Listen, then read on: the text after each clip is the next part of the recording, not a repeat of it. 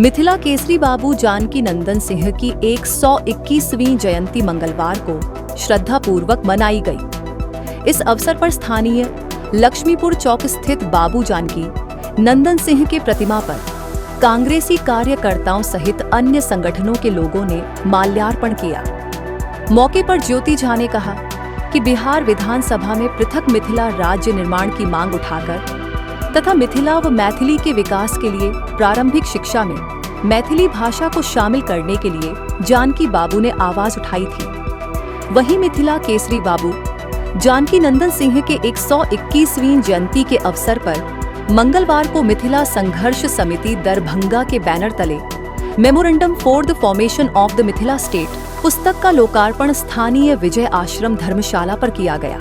अशोक कुमार सिंह द्वारा अंग्रेजी में लिखी गई इस पुस्तक में मिथिला राज्य निर्माण से संबंधित वे सारी बातें हैं जो जानकी बाबू द्वारा मिथिला राज्य निर्माण के लिए केंद्र सरकार को 1954 में प्रस्ताव दिया गया था।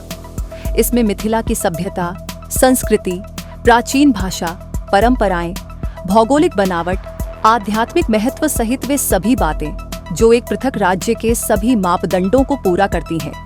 कार्यक्रम को कांग्रेस प्रदेश प्रतिनिधि ज्योति झा, अशोक कुमार सिंह, अजय शंकर सिंह, सुधीर सिंह, शुभम शर्मा, हरिनारायण मंडल सहित अन्य ने संबोधित किया। धन्यवाद ज्ञापन सरपंच मदन कुमार मिश्र ने किया।